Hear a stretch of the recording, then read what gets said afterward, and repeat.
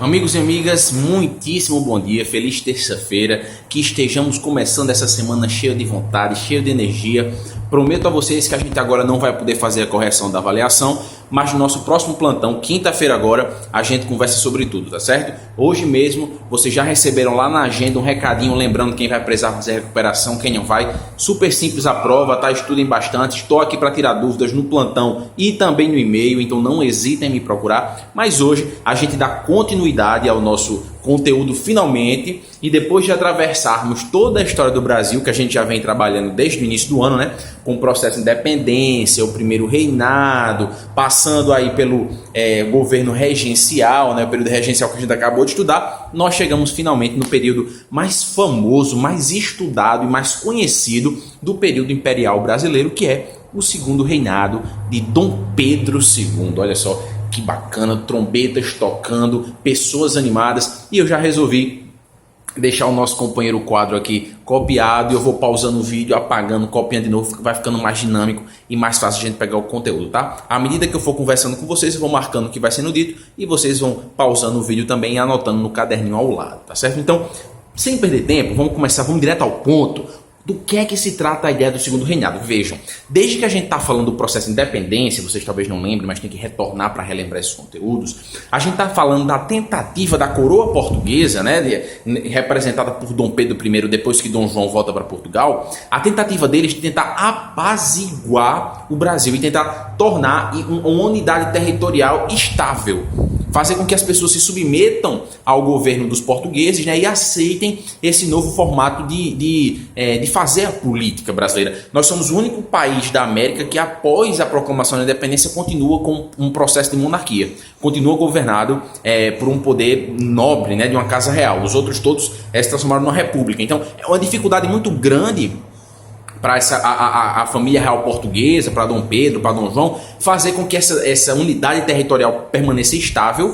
e que o local fique todo apaziguado, né? Então, todo o período do primeiro reinado de Dom Pedro I, quanto também o período regencial que a gente acabou de estudar, é uma tentativa de estabilizar o território como um todo. Por isso o período regencial então é importante, né? Ela tem uma questão da prova da gente, falar de que forma todos esses acontecimentos tornaram instáveis o momento brasileiro, e tudo podia ter ido para qualquer lado, dependia de um pequeno acontecimento, de uma pequena atuação ou falta de atuação, para que as coisas tivessem ido para um rumo totalmente diferente. E a gente finalmente consegue falar em estabilidade política, social, econômica, quando nós falamos de segundo reinado. Então, quando a gente falar desse termo, segundo reinado, a palavra que tem que vir na cabeça de vocês é estabilidade, tá certo? Apesar das coisas não se manterem assim para sempre, hegemonicamente o tempo todo, mas via de regra, se a gente fosse tirar uma média dos momentos, seria um governo relativamente estável. E Dom Pedro II, que é o cara que está à frente desse reinado o tempo todo, brasileiro, tá? Diferente do pai que era português, brasileiro, nasceu aqui no Brasil, então é uma sensação totalmente diferente para as elites e para o povo brasileiro como um todo, tá? Ele é o cara que fica à frente do país por mais tempo. São quase 50 anos. Esse governo dura de 1840 até 1889, que é quando acontece a proclamação da República, que a gente também vai estudar com mais calma esse ano, tá certo? Mas, de qualquer forma, quando falarmos de Dom Pedro II, segundo reinado, vamos lembrar de estabilidade. E aí, por que estabilidade? A gente tem três principais pontos para discutir isso, tá? O primeiro ponto é a sociedade. Por que houve uma estabilidade social? Porque a galera foi massacrada durante o período regencial. A população como um todo que se debatia contra os problemas foi silenciada, não participava do jogo político, que era um jogo de elites. Então eles ficavam ali meio que sem saída. As elites agora estavam conformadas. Lembrem-se que as elites apoiam algumas revoltas regenciais, então dão uma força para o movimento. Agora eles não querem mais saber de nada. Estão perto do poder com Dom Pedro II, então o povo que fica no lugar do povo. O povo perde o seu poder de intervenção na política. E quando tentam, que a gente vai ver que existem alguns episódios ainda hoje, quando eles tentam se rebelar de alguma forma, se revoltar, eles são rapidamente também reprimidos. Então, isso causa uma instabilidade social. Então, aquela estabilidade, aquela paz causada através de pressão, tá? Então, o primeiro ponto é esse. O segundo ponto é do viés econômico. Por quê?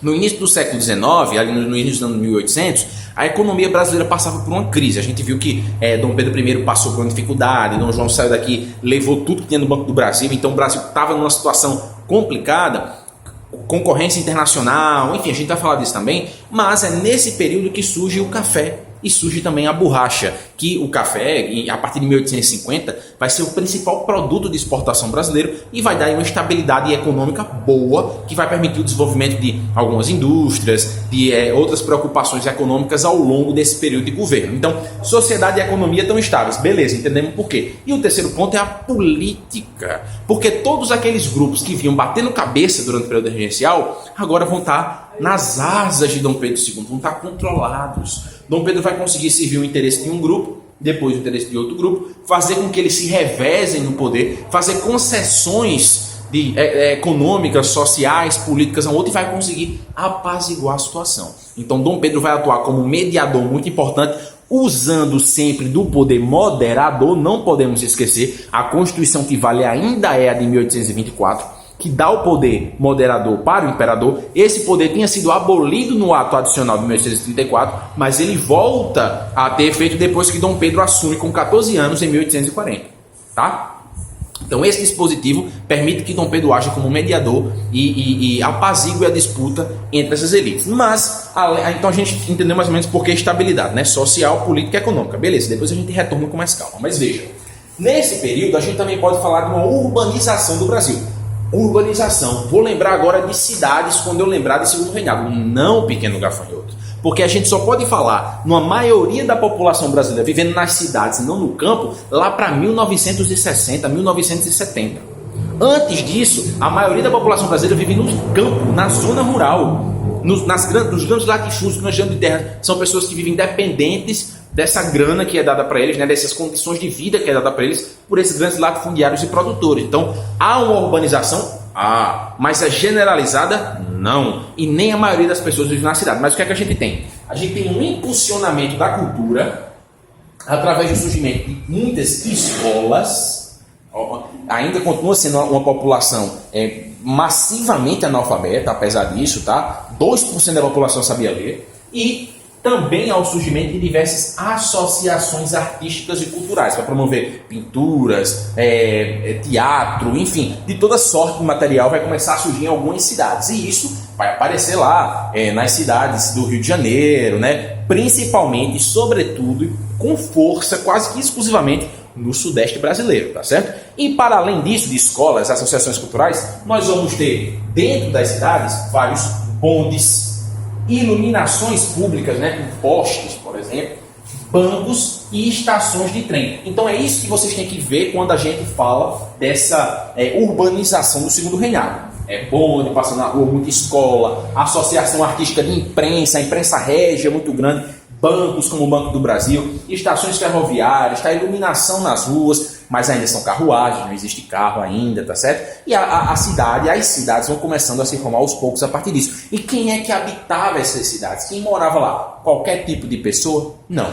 Majoritariamente, ou seja, em maioria, eram a aristocracia rural, geralmente os filhos dessa aristocracia, tá, que viajavam, eram formados, depois voltavam para habitar as cidades, tinham contato lá fora com teorias liberais, que a gente já estudou, também falou de liberalismo aqui nos nossos últimos assuntos, né? Então eles tinham contato com essas doutrinas liberais, né? E quando chegavam aqui encontravam uma contradição, porque queriam manter os latifúndios, queriam manter a escravidão, coisa que não, de forma alguma, existe na teoria liberal, para você ver a contradição da elite brasileira, né? Isso é muito interessante.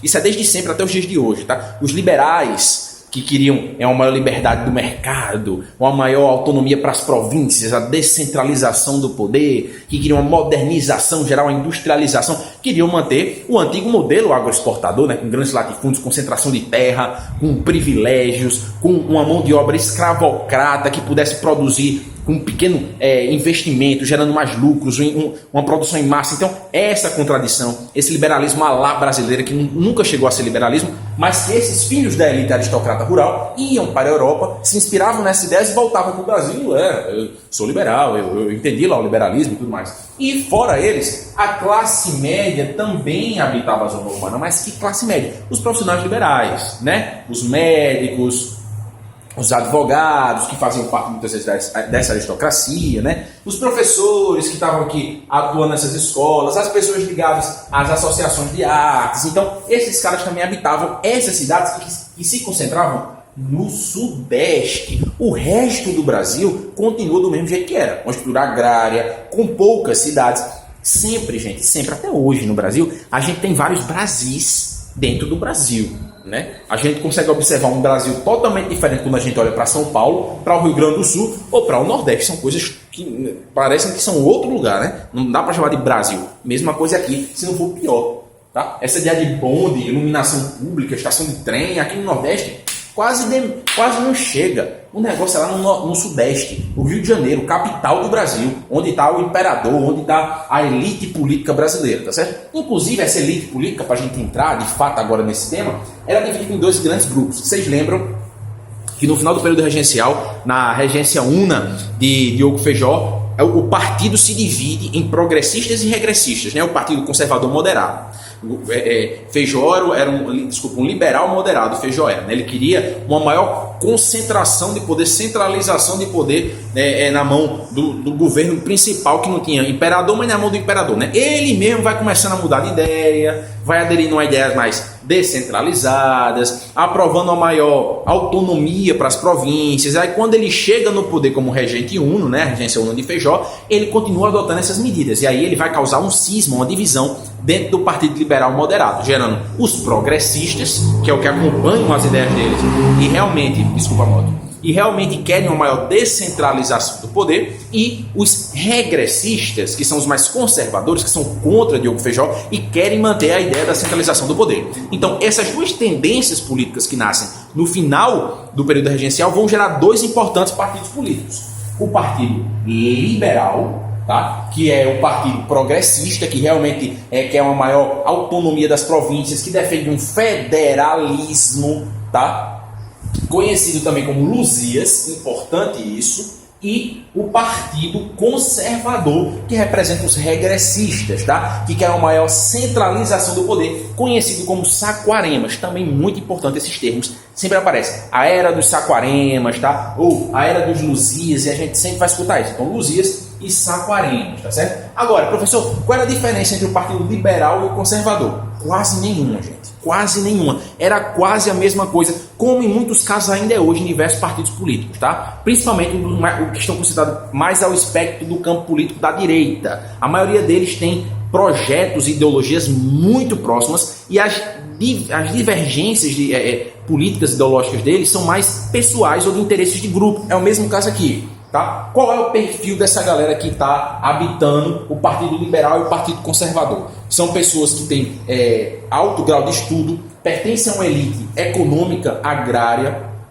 tá? E tem um certo acesso a locais da sociedade que a maioria das pessoas não tem. Grandes salões, são pessoas de famílias ricas, próximas ao imperador muitas vezes. Então, eles compartilham alguns interesses bem iguais. A diferença é que o Partido Liberal quer uma maior autonomia para a província, para as províncias de modo geral, e o Partido Conservador quer um poder mais centralizado na mão de Dom Pedro, tá? Mas o Partido Liberal, ele foi o responsável pelo golpe da maioridade, o golpe que levou Dom Pedro II ao poder com 14 anos. Então, por consequência, eles estão mais próximos de Dom Pedro quando começa o segundo reinado e vão formar o primeiro gabinete ministerial, tá? E o que é isso? A equipe, hoje, como o presidente da República tem os ministros dele, é a mesma ideia. O gabinete ministerial vai auxiliar Dom Pedro II na execução e no governo do país como um todo. Então, o primeiro gabinete ministerial da história, formado no início do governo de Dom Pedro II, quando ele ainda tinha 14 anos de idade, foi formado pelo Partido Liberal, ou seja, por políticos liberais. E aí, então, eles vão começar a adotar medidas que sejam descentralizantes, que sejam coniventes com a vontade que eles têm. Por exemplo, a dissolução da Câmara dos Deputados. Todos aqueles caras que tinham mandato, vão-se embora, vamos dissolver tudo. Vamos convocar novas eleições para deputados, para senadores, vamos convocar tudo agora. Só que como nós somos parte do gabinete, nós vamos ter o controle sobre os juízes. Vamos colocar juiz que seja brother da gente. Nós vamos ter o controle sobre os eleitores, porque nós somos também os senhores de terra, somos os donos dos latifúndios, que tem esses camponeses, né, esses cidadãos que vivem mais nas zonas rurais. Então nós controlamos os votos deles, tá? Então as eleições são fraudulentas e são extremamente violentas, tá? Isso seria o mote, seria o comum para todo o segundo reinado e até para a primeira república, que a gente vai falar disso depois. Mas essa primeira eleição ficou conhecida como eleições do cacete, justamente por causa da violência e das fraudes que eram muito presentes nesse período e que vão continuar sendo por muito tempo, tá certo? Isso no Partido Liberal. Só que os conservadores começam a colocar pressão no Dom Pedro, né? Estão cansados dessas medidas aí descentralizadoras, querem um maior fechamento, maior apoio, e aí Dom Pedro II, né, dá um chute na bunda, tá bom, você quer tanto, vamos embora os liberais. E aí, em 1842 se forma um novo ministério, o segundo, dessa vez encabeçado pelos conservadores. E aí, diversos liberais, como Diogo Feijó em São Paulo, vão começar a reclamar, se rebelar, e não, vamos derrubar tudo agora, eu cansei, não quero mais isso. São Paulo e Minas Gerais principalmente, tá? Que eram os principais estados do país na época, e vão ficar muito instáveis depois dessa troca de gabinetes, quando deixa de ser liberal e passa a ser conservador. Só que aí o poder central, né, do Pedro II, bota as tropas dele, pega a Guarda Nacional, pega o Exército, vai lá e acaba com tudo. Então acabou-se, não tem festa.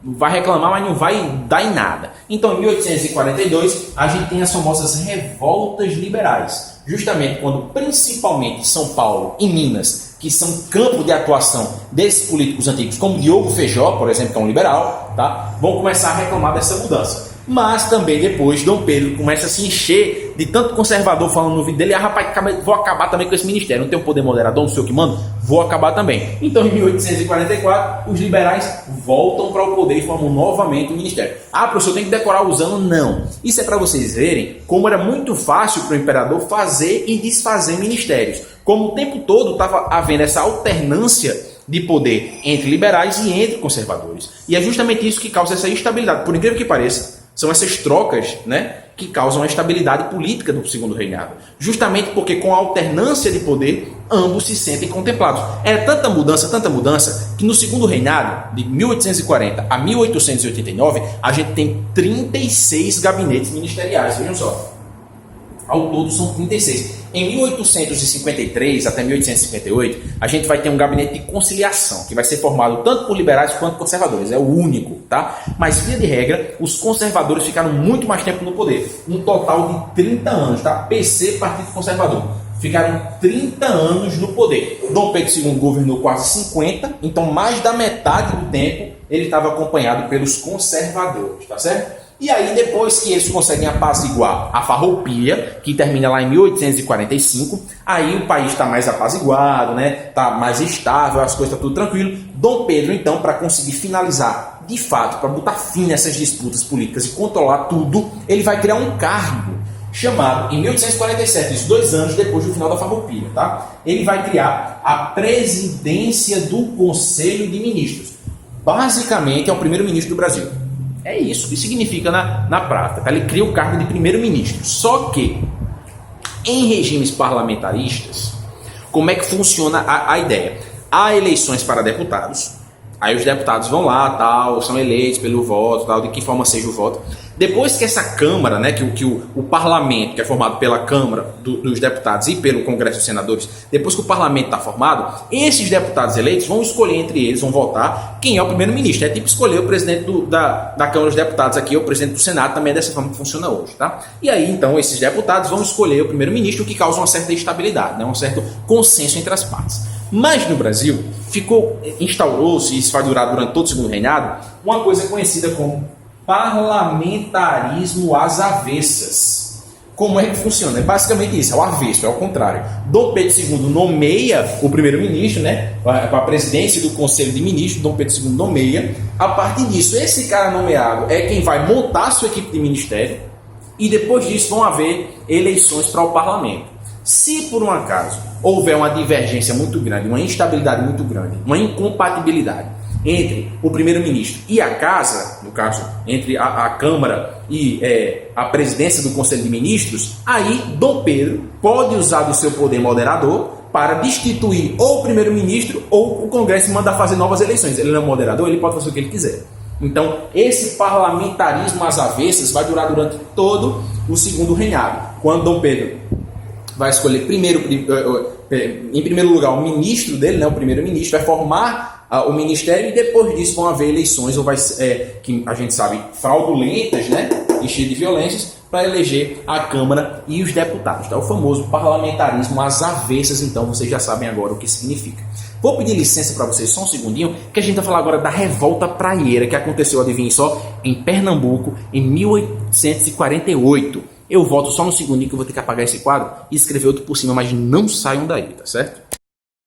E ligeirinho, eu já voltei para dizer para vocês que valorizem Pernambuco, porque se há neste país que Deus fez uma província que está sempre reclamando, sempre se debelando contra o poder central, que já tem esse histórico de tentar revoluções, revoltas, chama-se Pernambuco. Vejam só, em 1848, quando já tinha acabado revolta regencial, já tinha acabado todo aquele vai e vem das revoltas nativistas, revoltas separatistas, do primeiro reinado, aí Pernambuco continua ali a reclamar do que está acontecendo. Vejam só, em 1848, vai ter isso que a gente chama de Revolução Praieira lá na nossa amada Pernambuco, mais uma vez. E como a gente já deu dicas também para lembrar do nome das revoltas regenciais, a gente também vai dar uma para lembrar de Revolução Praieira, tá? Chegamos lá. Vejam só, até o século XIX, Pernambuco, PE, era governado sempre por uma aristocracia rural, como a maioria das outras províncias na real, tá?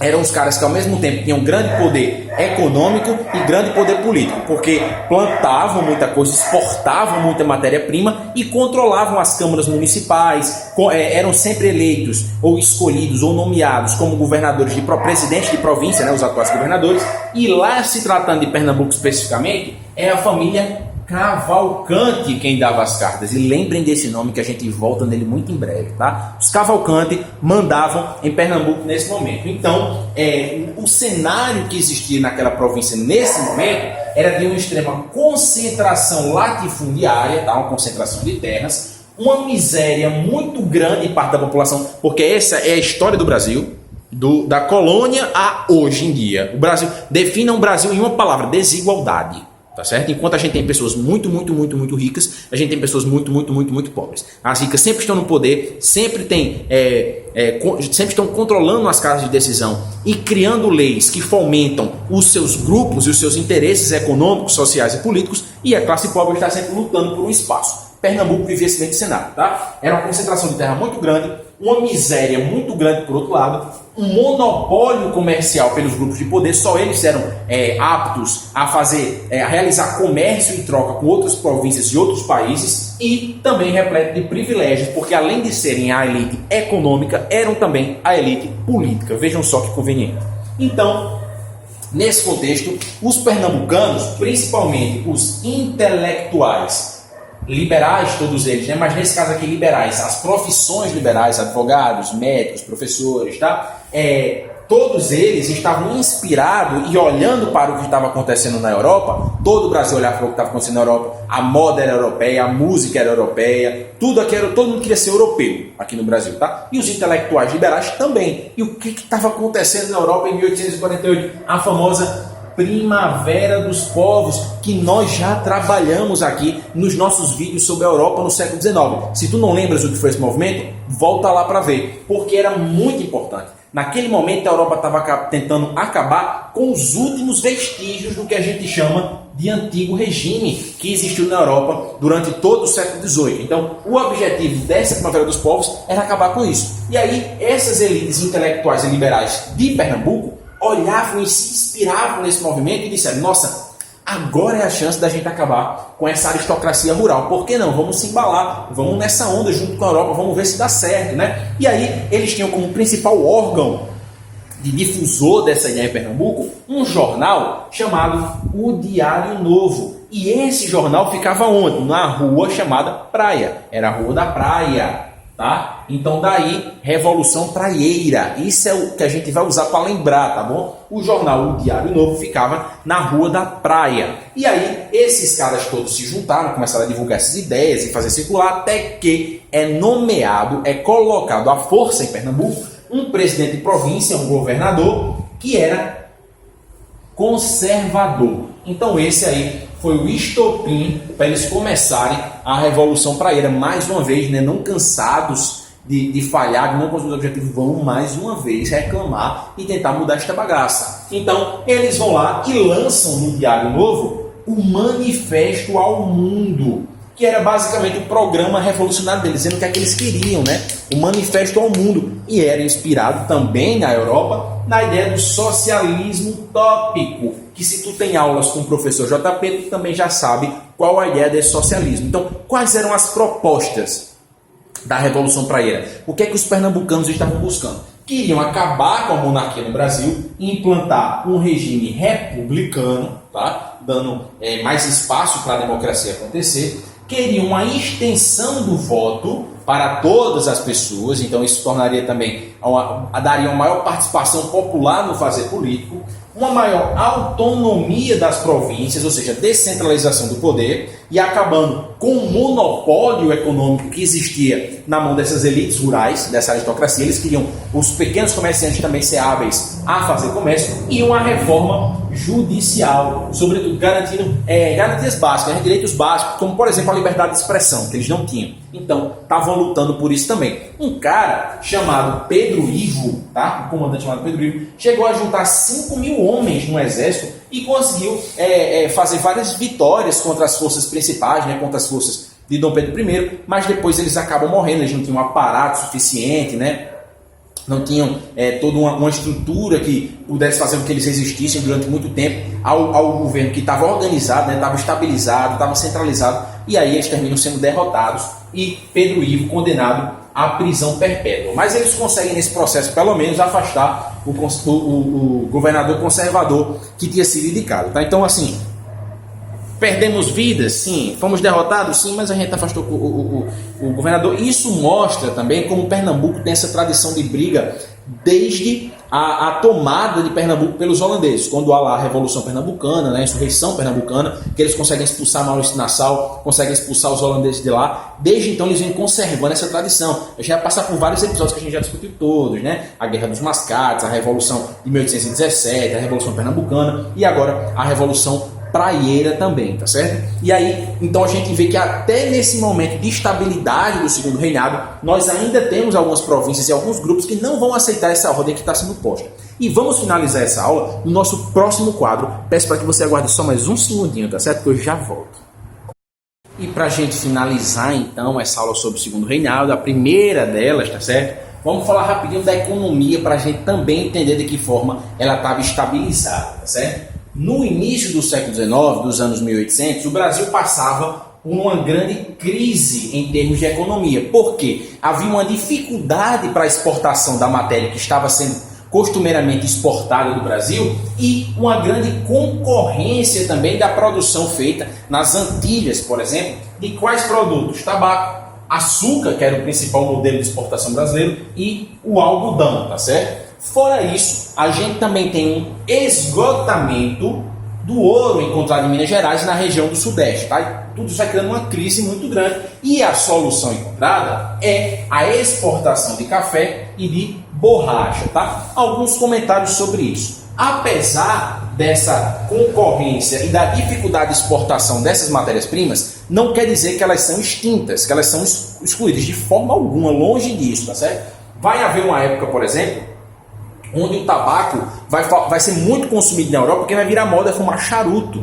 Então o Brasil também vai continuar exportando tabaco em menor quantidade, mas vai passar a investir também em cacau, porque era moda na Europa fumar charutos comendo chocolate, então também vai ter muita essa exportação, tá certo? O açúcar brasileiro ainda é um dos principais exportados na América, então apesar dessa concorrência, apesar da dificuldade, ainda há exportação, não é porque diminui que acaba, tá gente? O algodão da mesma forma, a gente tem dois grandes picos de venda de algodão depois da crise, por exemplo. Na independência dos Estados Unidos, quando acaba a gente tem um grande pico de venda, e também durante a Guerra de Secessão, de 1860, mais ou menos, 1861. O Brasil também tem um grande pico de exportação de algodão, mas nunca vai ser o principal produto. Os principais produtos vão passar a ser o café e a borracha. O café, ele já era tomado há algum tempo por árabes, mas nunca foi algo popularizado. No Brasil existia muitíssimo pouco. Ele chega, na verdade, no Brasil em 1727, trazido por franceses, porque os franceses já tinham esse hábito de tomar café, mas é uma coisa assim, pouquíssima no Brasil. Não se exportava café. Poucas pessoas cultivavam porque era bonito, eu tenho uma planta de café, então era usada como ornamento, ou então para tomar em casa de boa de tarde, 4 horas da tarde com a família, mas não exportava-se café. Só que um pouco mais de 100 anos depois, em 1850, já era o principal produto de exportação brasileira. Tem pessoas que dizem que São Paulo era um mar de café, e lógico, não era qualquer um que cultivava café. Tinha que ter grandes quantidades de terra, tinha que ter uma mão de obra, um acúmulo de capital, tinha que estar perto dos mares para poder escoar a produção, levar para outros portos, tinha que ter mulas para poder fazer o transporte de um canto a outro, tinha que ter um local propício. A tecnologia utilizada para cultivo de café era muito primitiva, era muito na base da queimada, provocava muita erosão do solo, então mudava-se muito o local desse cultivo, até que foi chegando no interior de São Paulo, que hoje ainda começou-se no vale do Rio Paraíba, né? Mas depois vai entrando, vai se interiorizando para São Paulo, até onde hoje fica a maior produção de café do Brasil, tá? Então tem que se ter alguns poréns. Já a borracha, em 1839, por aí, se inventa nos Estados Unidos a famosa vulcanização. E com isso pode-se produzir pneus. Então o Brasil, vou pegar essas borrachas no seringal ali da floresta amazônica e vou começar a exportar também para ganhar uma grana com isso. Então também vira um grande produto de exportação. Com isso surgem os famosos barões do café, que são uma nova elite brasileira, uma nova elite econômica, que não lidam agora com cana-de-açúcar, vão lidar com o café. E essa elite tem outra visão, ela pensa diferente da elite açucareira. Ela tem uma visão mais burguesa de investir em outros projetos com esse lucro que vai lhe sobrando, tá? Por isso que é uma burguesia cafeeira, já tem uma nova mentalidade. Eles, diferente da burguesia, da elite, açucareira, eles querem luxo, ostentação, cortinas de seda na minha casa, lustres de cristal. Totalmente uma visão diferente de ostentação, de capitalismo, de investimento, tá? De utilização do lucro em outras áreas. É isso que vai figurar, ressignificar essa nova burguesia brasileira, que é a burguesia cafeeira, que vai começar a investir em indústrias, começar a trazer os primeiros investimentos fabris para o Brasil na indústria têxtil, por exemplo, o que nos leva a falar sobre o tráfico de escravos no Brasil, que vai passar por idas e vindas, né? Quando Dom João chega no Brasil em 1808, a gente lembra que era assim um monte de tratado, e um deles, em 1810, é um tratado de comércio e navegação, que vai diminuir as tarifas, as taxas de entrada dos produtos ingleses no Brasil. Então, a Inglaterra sempre foi um país parceiraço do Brasil com tudo, né? Só que começa a fazer uma pressão no Brasil parar de traficar escravizado. Ei, larga disso, isso não é mais legal, not cool, stop that. Porque passei por uma revolução industrial, eu tenho muito pano, tenho muito produto para vender e preciso de um mercado consumidor. Então, a Inglaterra aos poucos vai pressionando o Brasil para que ele vá abrindo mão disso. Até que em 1831 o Brasil aprova a famosa Lei para Inglês Ver, a Lei Feijó, que prometia acabar com o tráfico de escravos no Brasil. Só que ninguém fiscalizava, ninguém fazia nada. E, na verdade, aumentou o tráfico de escravos no Brasil depois da aprovação da Lei Feijó. É a famosa Lei para Inglês Ver, que não vale de nada, que é só para dizer que está fazendo, entendeu? E aí o Brasil passa isso, a Inglaterra vai ficando mais irada, vai crescendo uma inimizade. E o Brasil, então, em 44, aprova a Tarifa Alves Branco. Lembra desse tratado de comércio e navegação que diminuía a taxa de entrada dos produtos ingleses? Esquece. Agora a gente vai aumentar essa taxa. Então isso diminui significativamente a entrada de produtos ingleses no Brasil. Por outro lado, vai contribuir com o surgimento de indústrias e fábricas próprias do Brasil, nacionais, têxteis sobretudo, muito incipientemente, muito no início ali, embrionário, mas vai começar assim a se ter esse novo olhar. E a gente vai ver depois, com o Barão de Mauá, na nossa próxima aula, como é que isso vai se desenrolando. Mas não para por aí, tá? Essa inimizade cresceu a um ponto de 1845, a Inglaterra aprovar a lei Bill, são duas palavras, tá? Bill Aberdeen, que aí é uma lei deles, não nossa, né? Mas que falava sobre a fiscalização de navios nos oceanos para ver se estavam ou não levando escravizados. Aí deixa eu ver aí para ver se tem escravizado aí dentro. Então vai se tendo essa animosidade, até que de fato em 1850, o Brasil aprova a Lei Eusébio de Queiroz, tá? Que de fato aí acaba com o tráfico negreiro do Brasil. É importante saber o nome dessas leis, tá? A Tarifa Alves Branco, a Lei Feijó, a Lei Eusébio de Queiroz, o Tratado de Comércio e Navegação nem se fala, tá? É importante a gente ter noção. E aqui, de fato, depois da Lei Eusébio de Queiroz, vai começar a haver uma fiscalização, vai diminuir de fato o tráfico, ele vai minguando, acabando, e vai ter que se dar outros jeitos, né? O Brasil não para por aí. Tu acha? Só vai ser a escravidão de fato, só vai acabar em 1888, ainda tem 38 anos para frente, tu acha?